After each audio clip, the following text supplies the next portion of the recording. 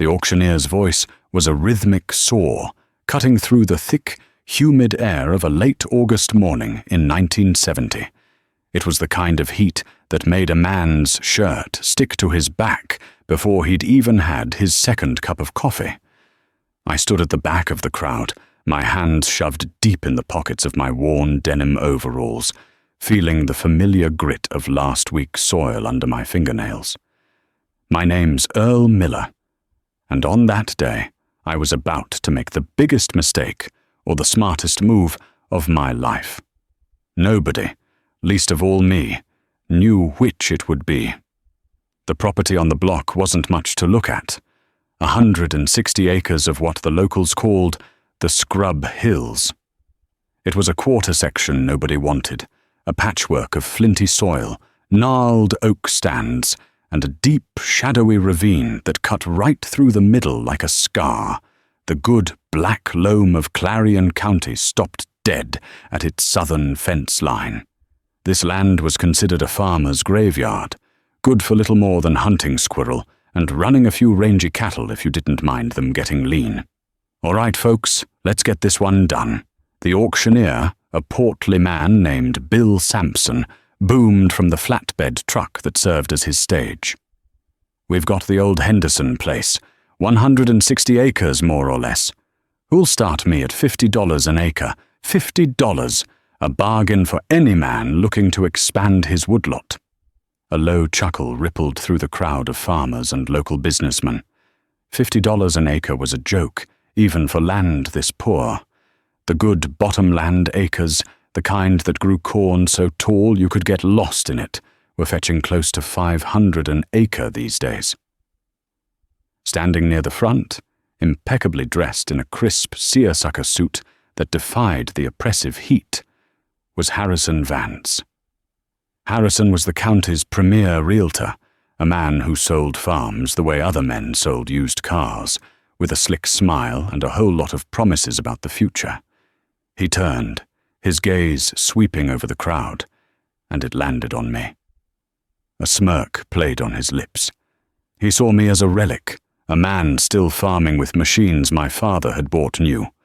"Come on, Bill, you'll be lucky to get 20 for that pile of rocks," Harrison called out, his voice smooth and confident. He was playing to the crowd, cementing his reputation as the man who knew the value of every square inch of this county. 20, do I hear 20? Bill Sampson shot back, not missing a beat. "Mr. Vance, you opening the bidding at 20? Harrison just laughed, a dismissive, airy sound. "Heavens no, I wouldn't take that land if you gave it to me. It's a tax burden, nothing more." The crowd murmured in agreement. They were good men, most of them. Men I'd known my whole life. They worked hard, followed the markets, and listened to men like Harrison Vance because he spoke the language of progress, of leverage and expansion. I, on the other hand, was still running my granddaddy's 80 acres with a 1948 Farmall H and a two-bottom plow. I owned my land, my tractor, my house, everything, free and clear. In 1970, that made me an oddity, a fossil. $15 an acre, I said. My voice came out low and steady, but it cut through the chatter like a sickle bar through hay. Every head turned. Eyes widened. Harrison Vance's smirk faltered for a fraction of a second, replaced by a look of genuine disbelief. He looked me up and down, from my sweat-stained cap to my scuffed work boots, as if seeing me for the first time. $15 an acre from Earl Miller, the auctioneer announced, a new energy in his voice. "I've got 15. Do I hear 16? $16, gentlemen." Silence. The only sound was the buzz of cicadas in the oak trees bordering the courthouse lawn. No one was going to bid against me on this. It was like bidding on a three-legged dog. You might win, but what did you really have? Harrison stepped forward, his polished shoes crunching on the gravel. He lowered his voice to a conspiratorial whisper, but it was loud enough for everyone nearby to hear. "Earl, what in God's name are you doing? That land won't grow beans. The topsoil is an inch deep and it's full of flint. You'll break a plowshare every 10 feet. I know the land, Harrison, I said, meeting his gaze. Then you know it's worthless, he pressed, his voice dripping with condescending pity. You've got that nice little 80 your granddaddy left you. It's paid for. Don't get yourself into a hole over this wasteland. $15 an acre going once, Bill Sampson called out, sensing the drama. Think about your wife, Earl, Harrison said, his voice dropping further. Martha deserves better than to watch you pour your savings into a pile of rocks and scrub oak. That stung. Bringing Martha into it crossed a line. My wife was a patient, hard-working woman who believed in me, even when my methods seemed ancient to the rest of the world. She understood what it meant to be beholden to no one. 16, a voice piped up from Harrison's side. It was one of his cronies, a young developer looking to curry favor. Harrison gave him a subtle nod. He wasn't trying to buy the land. He was trying to make a point. He was trying to humiliate me. 17, I said, without hesitation. My jaw was tight. 18, the developer shot back instantly. We went back and forth, $1 at a time. The rest of the crowd watched, rapt. It wasn't about the land anymore. It was about old versus new. It was about the man who paid cash versus the man who lived on the bank's money. It was about Harrison Vance proving that my way of life was obsolete. We hit $24 an acre. The developer looked at Harrison, who gave a slight shake of his head. He'd made his point. He'd driven the price up on the fool, Earl Miller. $24 an acre, going once, Bill Sampson chanted. Going twice. He looked directly at me. His gaze wasn't mocking. It was questioning. He was giving me an out. Sold, he bellowed, slamming his gavel down on the wooden podium. To Earl Miller for $24 an acre. A wave of whispers washed over the crowd. $24 an acre. For 160 acres, that came to $3,840. It was nearly every cent Martha and I had saved over the last 10 years. It was our emergency fund, our security, our dream of one day maybe replacing the old farmel. As the crowd dispersed, Harrison Vance walked over to me. His pitying smile was back in full force. He clapped a hand on my shoulder, his touch feeling heavy and false. Well, Earl, you own it now, he said, shaking his head slowly. I truly hope you know what you're doing. But if I were a betting man, I'd say you just bought yourself the most expensive squirrel hunting preserve in the state of Missouri. He paused, letting his words sink in. Frankly, son, you're an idiot, but it's your money to waste. He turned and walked away, joining his friends, their laughter echoing in the hot, still air. I stood there for a long moment, the weight of their judgment settling on me. I watched his sleek new Ford LTD pull away from the curb, leaving a puff of blue exhaust in its wake. My truck, a 1952 Chevy 3100, sat waiting for me at the far end of the lot, its green paint faded to a dull patina, a testament to years of honest work. Before we go any further into this, I have to ask you something. Have you ever had everyone around you, people you respect, tell you that you're making a colossal mistake? Have you ever had that gut feeling, that deep down certainty that you're right, even when the whole world is telling you you're a fool? Let me know in the comments below, because that's the moment I was living right then. It's a lonely place to be. I paid Bill Sampson in cash, $100 bills that felt thin and insignificant as I counted them out. He handed me the deed, the paper crisp and official. For better or worse, the Scrub Hills were mine. The first year was brutal. Harrison was right about one thing. You couldn't farm that land, not the way it was. The North 80 was a tangled mess of blackjack oak and thick underbrush. The South 80 was mostly open pasture, but the ground was studded with flint rocks that ranged in size from your fist to a small dog.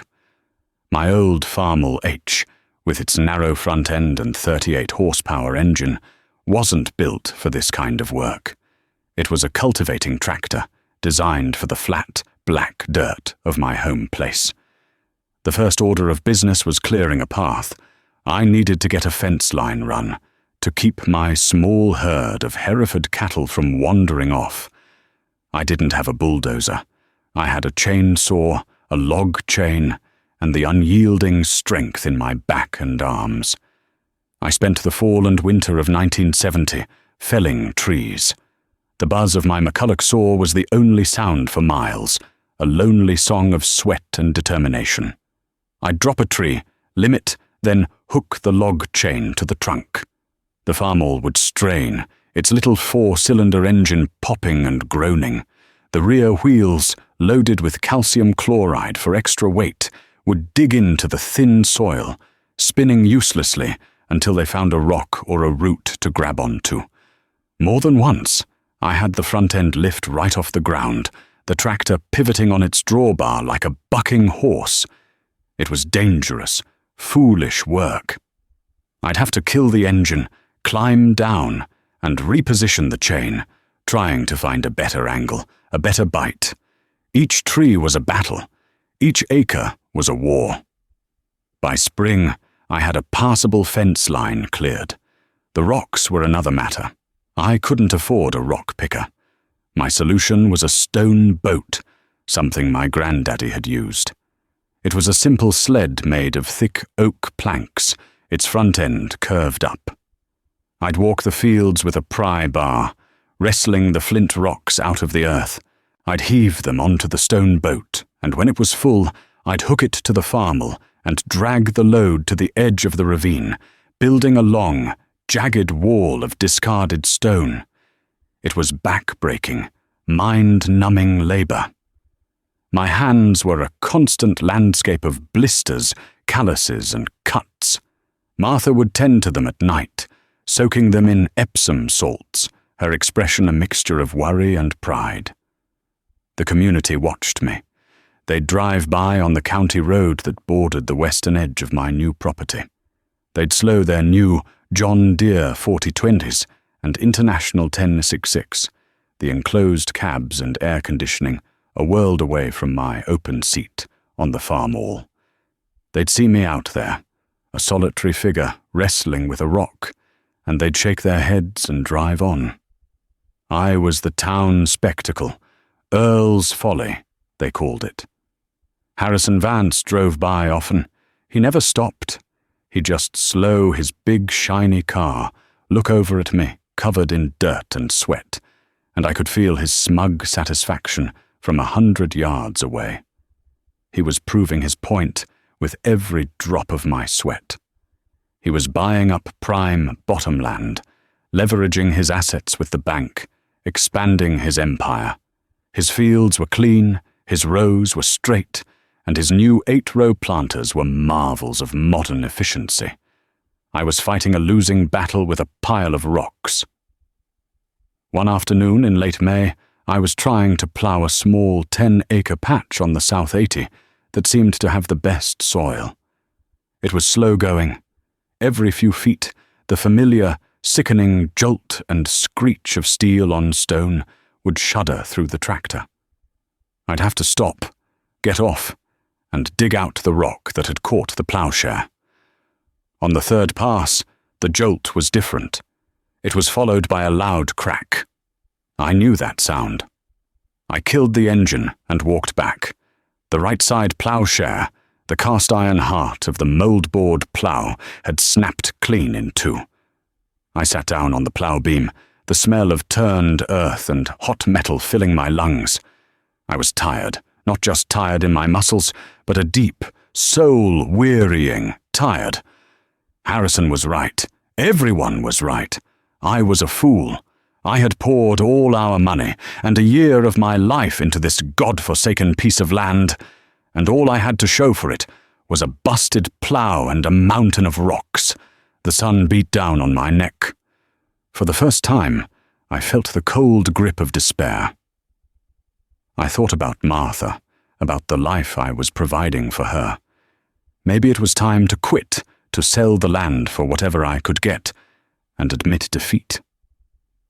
That night, I sat at the kitchen table, staring at the broken ploughshare. It lay on a piece of newspaper, a symbol of my failure.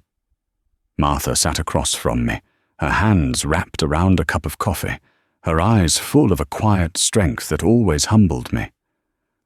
"What are you going to do, Earl?" she asked softly. "I don't know," I admitted, my voice rough. "A new share is $20. $20 I don't really have to spare, and it'll just break again." "You could try to fix it," she suggested. "It's cast iron, Martha. You can't just weld it like regular steel. It takes a special process. Preheating, nickel rods, slow cooling. I don't have the equipment for that. Nobody around here does. Not for cast." We sat in silence for a while. The only sound was the hum of the refrigerator. Then, Martha reached across the table and placed her hand over mine. "Your father taught you how to braise, didn't he?" she said. "He used to fix the old cook stove lid with his torch set." I looked at her. Braising. It was an old-timer's skill, almost a lost art in the age of arc welders. It wasn't as strong as a proper weld, but it was better than nothing. It used a brass filler rod at a lower temperature, flowing into the crack. It might hold. It might not. The next morning, I didn't go out to the new land. I went to the old workshop behind our house. It was my father's sanctuary, and now it was mine. The smells of grease, old wood, and cold steel hung in the air. In the corner, under a dusty canvas tarp, was his old Victor torch set. The oxygen and acetylene tanks were low, but there might be just enough. I found his brazing rods in a long cardboard tube and a can of flux, dried and cakey. I spent the entire morning meticulously preparing the broken ploughshare. I ground the edges of the break clean, creating a V-groove for the brass to fill. I built a fire pit out of old bricks and laid the two pieces of the share in the coals, slowly, carefully, bringing the thick iron up to temperature. Too fast and it would crack for sure. I could feel the ghosts of my father and grandfather watching over my shoulder, judging my technique. This was their way, the slow, patient, make do and mend way. With the metal glowing a dull cherry red, I fired up the torch. The hiss-pop of the flame was a familiar sound from my boyhood. I adjusted the valves, creating a soft, neutral flame. Applying the flux, I began to feed the brass rod into the glowing seam. It was delicate work. The brass flowed like golden honey, wicking into the pores of the hot iron. It took nearly an hour, my face dripping with sweat from the heat of the fire and the torch, my hands steady. Once the seam was filled, the hardest part began. The cooling. I buried the entire ploughshare in a bucket of dry sand. It would have to cool slowly, over many hours, to prevent the repair from becoming brittle and cracking. There was nothing to do now but wait. That evening, as the sun set, I went back to the workshop. I tipped the bucket over, and the ploughshare emerged from the sand, still warm to the touch. A bright, golden seam now held the two grey pieces of iron together. It wasn't pretty. It was a scar. But it looked strong. I tapped it with a hammer. It rang with a solid, clear tone. It might just hold.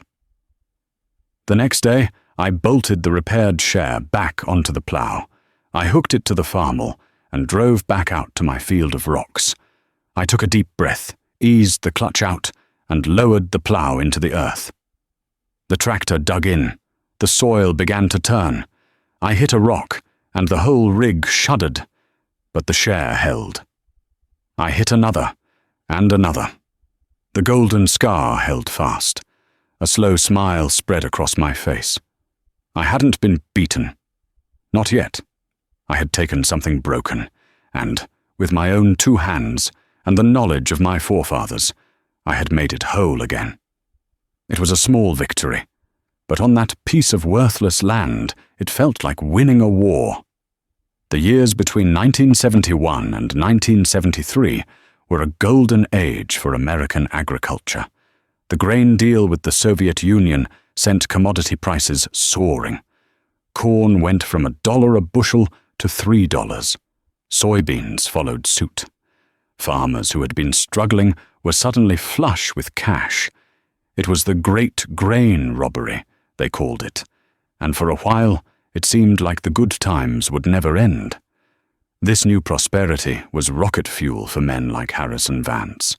With the banks eager to lend against the rising value of farmland, he went on a buying spree. He bought the rich bottomland adjacent to my folly, paying top dollar. He traded in his 2-year-old International 1066 for a brand new 466, a beast of a tractor with a turbocharged engine, a factory cab with air conditioning, and a radio. He bought a new 6-bottom plow to go with it, and a gleaner combine that could harvest a field in a day that would take me a week with my old Alice Chalmers all-crop harvester. His operation was the model of modern, aggressive farming. He planted fence row to fence row, pushing the land to its absolute limit with chemical fertilizers and pesticides. The money rolled in. He bought another farm, then another. He built a new, sprawling, ranch-style house on a hill overlooking the whole valley. His success was the talk of the county. He was a visionary, a man of the future. And I was still out on my 160 acres of rocks, a living monument to the past. The soaring grain prices didn't mean as much to me.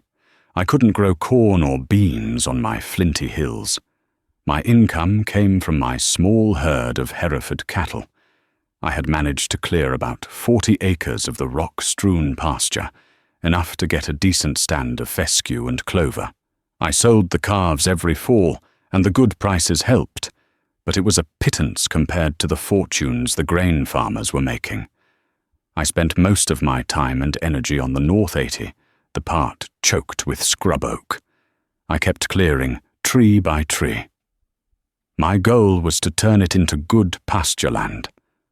I learned the land, every dip and swell of it.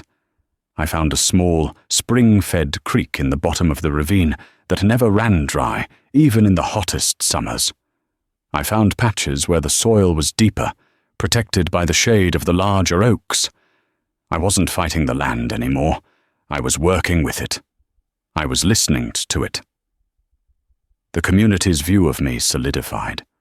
I wasn't just a fool. I was a tragic figure. A man who had stubbornly clung to the old ways while a river of gold flowed past his door. At the feed store or the sale barn, conversations would stop when I walked up. Men I'd known my whole life would give me a polite nod, but their eyes were filled with a kind of pity that was worse than scorn. They saw my patched overalls, my weathered hands, my old Chevy truck, and they saw a man who had missed his chance. One Saturday morning, I was in town picking up some fencing supplies. Harrison Vance was there, holding court near the front counter, a half-dozen other farmers listening intently. He was talking about land prices, about how they couldn't go anywhere but up. "Buy land," he was saying, his voice full of evangelical fervor. "They're not making any more of it. A man who owns 1,000 acres today will be a millionaire in 10 years. The bank is practically giving money away. You'd be a fool not to take it." He saw me then, standing by the aisle of galvanized buckets. He smiled, that big, confident smile of his. "Earl, just the man. Tell these boys. Am I right? Or am I right? What's the best investment a man can make? All eyes turned to me. It was a test.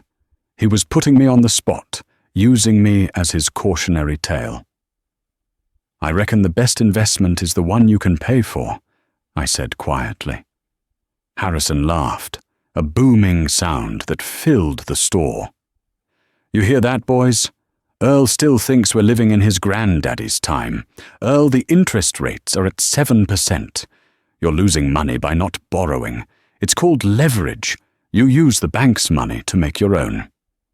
Debt is a chain, Harrison, I said, loading my roll of barbed wire onto my shoulder. Doesn't matter how light it feels at first.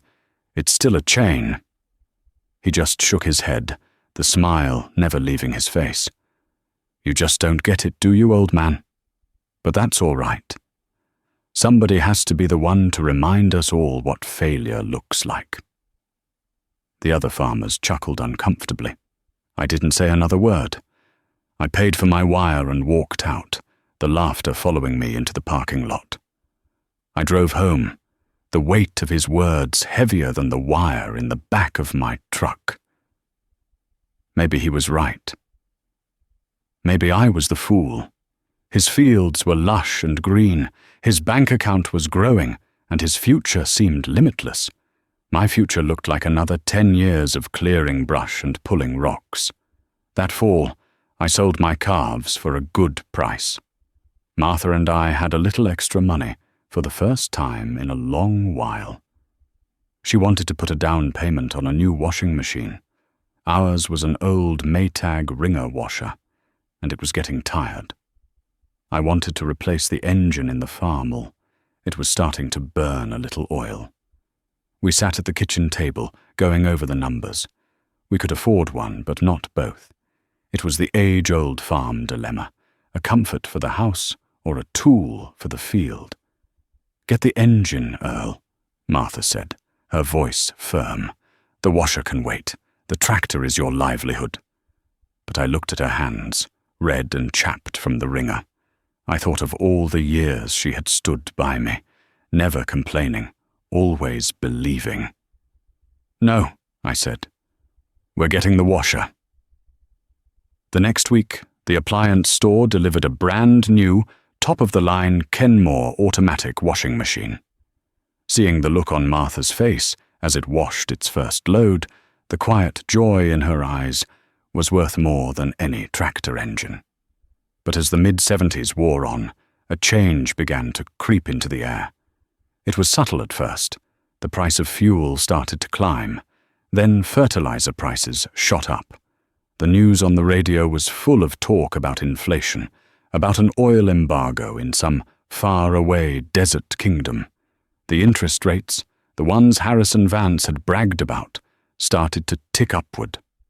7% became 8. 8 became 10. The easy money was getting tighter. The chain I had spoken of was beginning to draw taut. I didn't know it then, but the golden age was ending. A storm was gathering on the horizon, and men like Harrison Vance, leveraged to the hilt and blinded by their own success, were sailing directly into its path. I was still on my high, rocky ground, watching and waiting. The summer of 1979 was a scorcher. The sky over Clarion County turned a hazy, bleached-out blue and stayed that way for weeks. The corn in Harrison Vance's bottomland fields, which had been thigh-high and promising by the 4th of July, began to curl its leaves in on itself, a thirsty plant's last defense. The ponds on my place shrank, their muddy edges cracking into intricate patterns like old porcelain. Even the spring in the ravine, my reliable source of water, slowed to a determined trickle.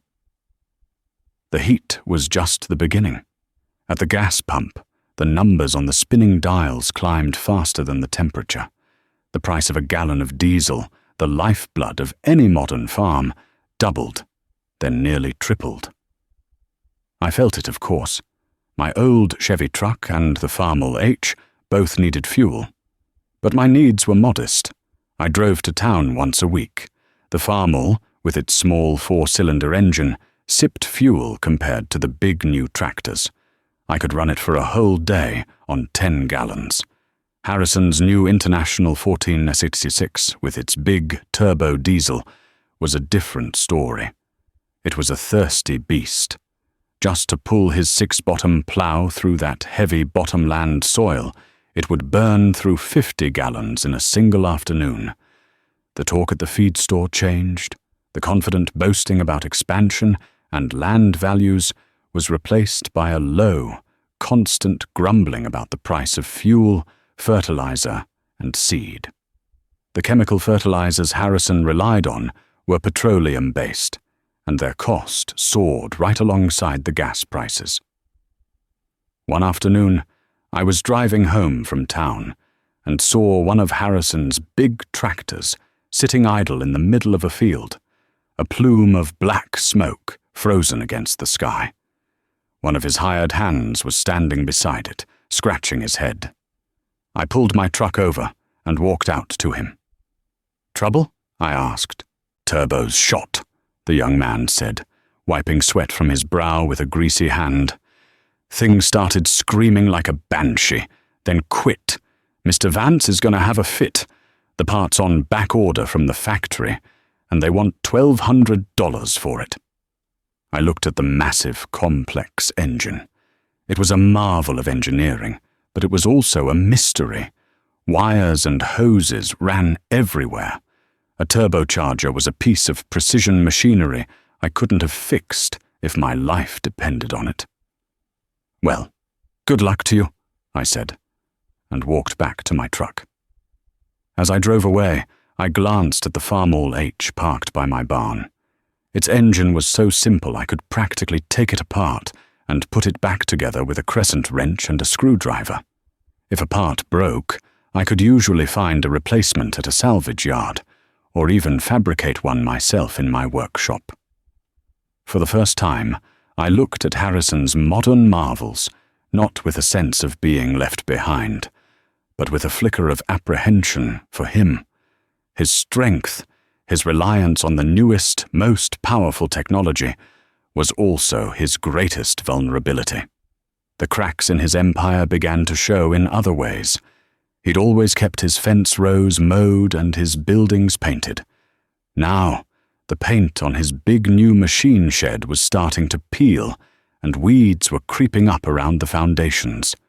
The confident stride was gone, replaced by a hurried, anxious gait. I saw him at the bank one morning, and he wasn't joking with the tellers like he used to. He was in a tense, quiet conversation with the bank president, his face pale and drawn. The easy credit that had fueled his rise was becoming a crushing weight. The knockout blow came in the winter of 1980. The president announced a grain embargo against the Soviet Union. Just like that, the biggest customer for American corn and soybeans was gone. The market collapsed overnight. Corn that had been selling for over $3 a bushel plummeted to under $2.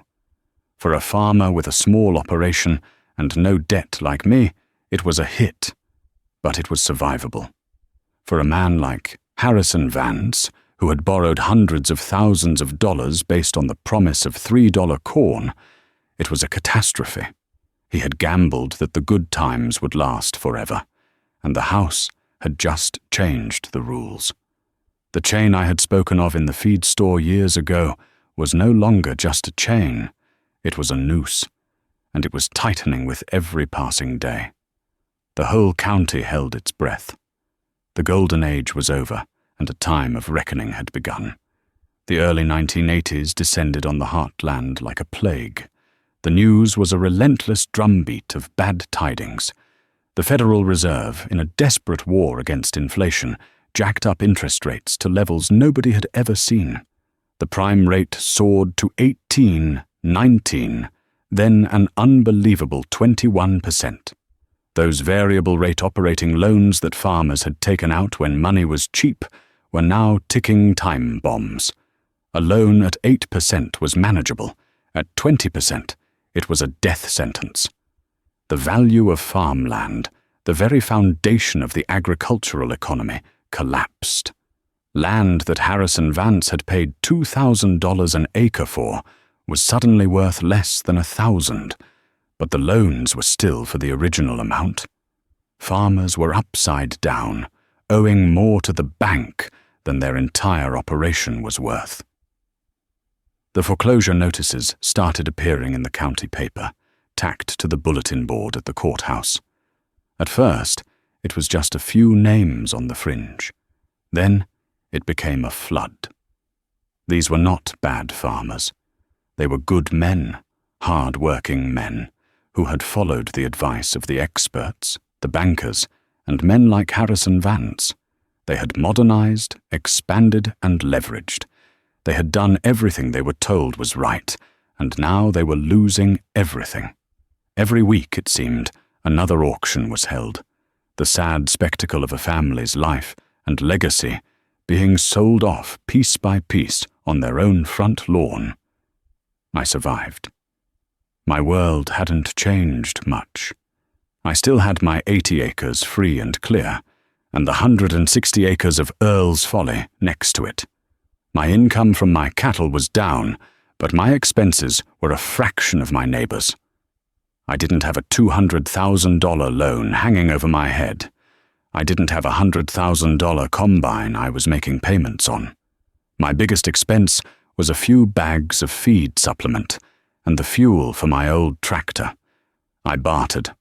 I traded a side of beef to the mechanic in town for a new set of tires for the truck. I helped a neighbor fix his roof in exchange for him cutting and baling the hay on my small pasture. We were living lean, the way my grandparents had during the Depression. But we were solvent. The community's perception of me began to shift.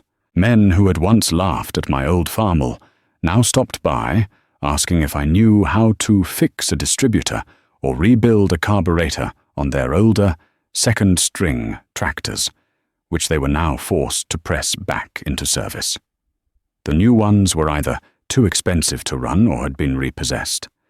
My workshop, once a private sanctuary, became a kind of community repair hub. I never charged for my help. We were all in the same boat, just trying to stay afloat. The word idiot was never spoken in my presence again. Instead, I heard whispers of smart and lucky. I knew it wasn't luck. It was the simple, stubborn refusal to owe any man a single dime. The day I knew the world had truly turned upside down was the day I saw the auction notice for Harrison Vance. It was all there in black and white, 320 acres of prime bottomland, a full line of late-model International Harvester machinery, and a 4-bedroom ranch-style house. The bank was calling in its notes. His entire empire was going on the block. The day of the auction was cold and grey, a fitting sky for a funeral. The whole county was there, but the mood was somber. There was no festive chatter, only hushed whispers. This wasn't just another foreclosure. This was the fall of a king. Harrison stood near the house with his wife, looking like a ghost. The tailored suits were gone, replaced by a simple work shirt and jeans. He looked 10 years older, the cocksure gleam in his eyes replaced by a hollow, haunted look. They sold the machinery first. The big 1466 tractor, his pride and joy, went for a fraction of what he'd paid for it. The massive Gleaner combine went for even less. It was a buyer's market, flooded with the equipment of bankrupt farmers. Then they started on the land. They sold it off in 80-acre parcels. Men who had managed to stay afloat, men who had cash, were picking up prime land for pennies on the dollar. Finally, they came to the house, and the last 40 acres it sat on. The auctioneer started the bidding low. A silence fell over the crowd.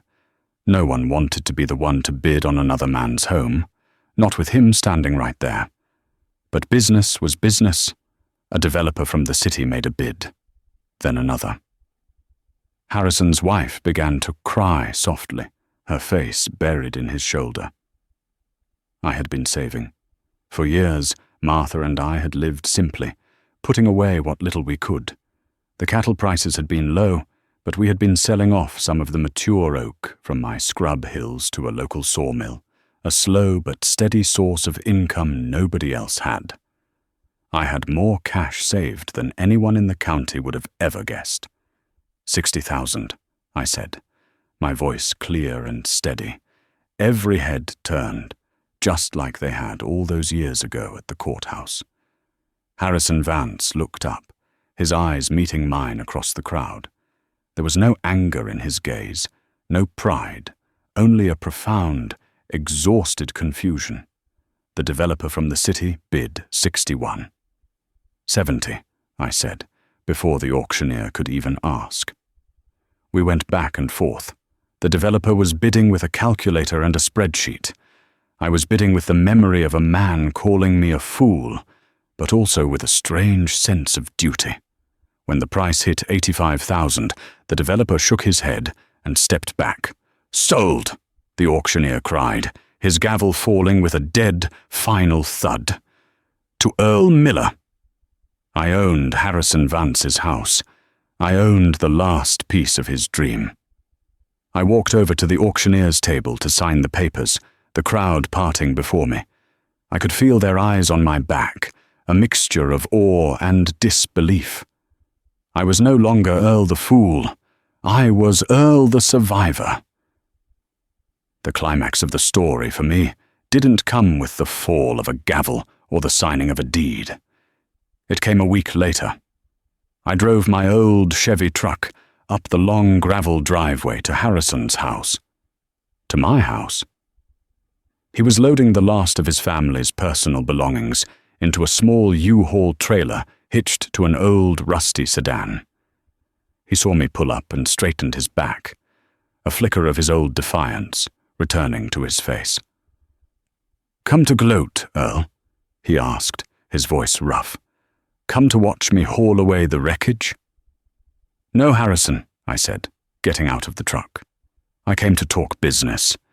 He looked at me, wary. "I've got nothing left to sell." "I'm not here to buy," I said.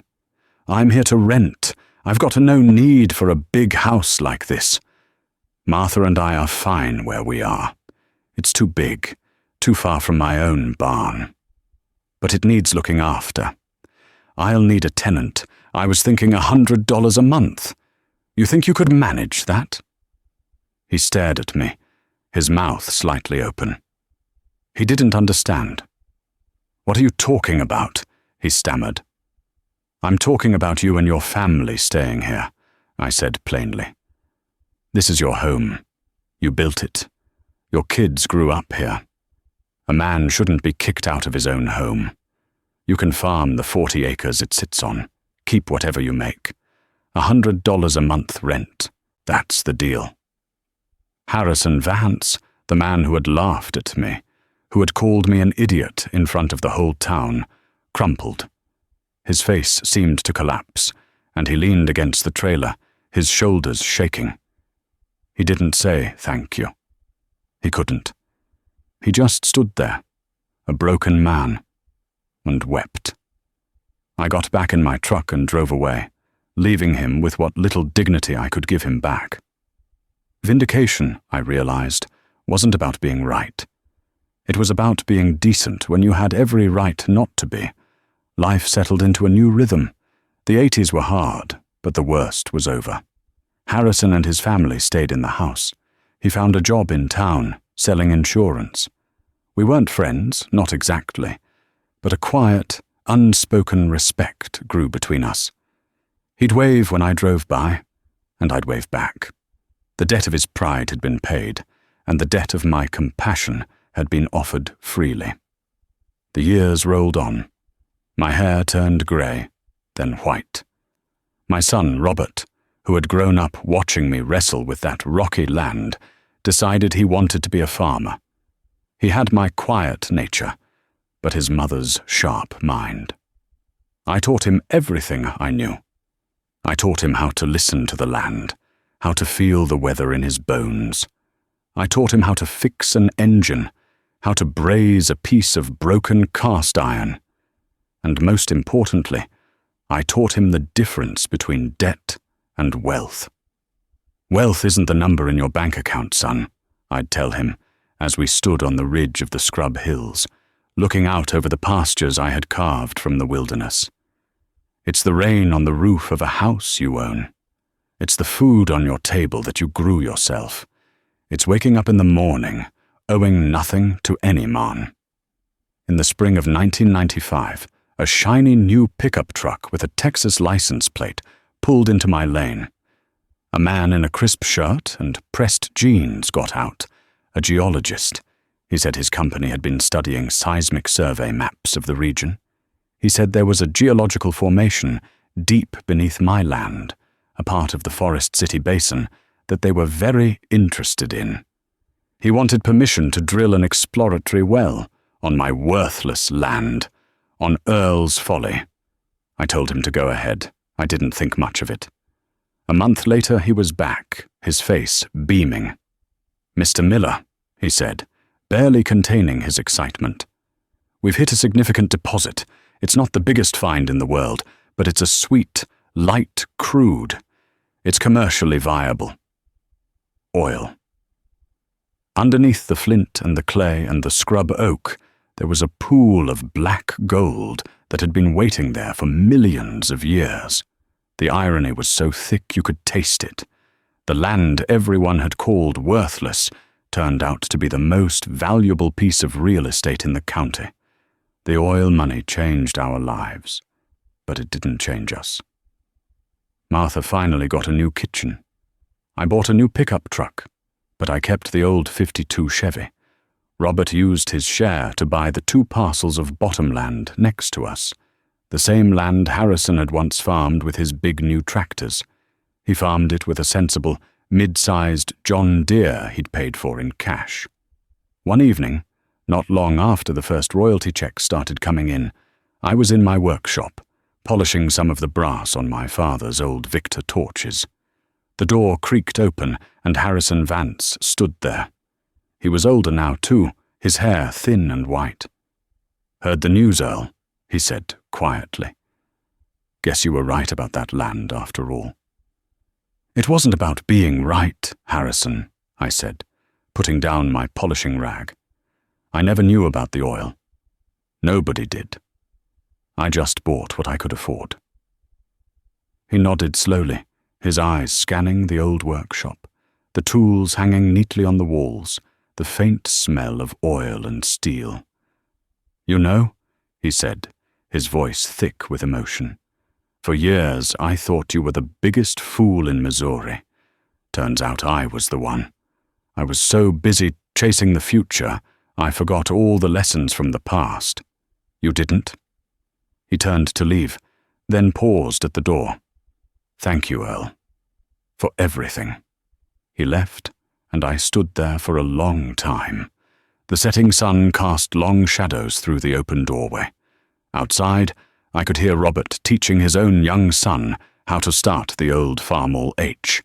The engine sputtered once, twice, then caught, settling into its familiar, rhythmic pop, pop, pop.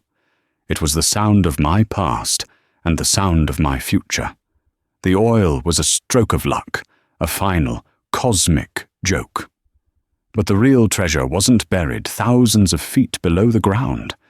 It was right here, in the lessons learned, the family raised, and the quiet satisfaction of a life lived on my own terms, beholden to no one. It was a wealth no bank could ever foreclose on.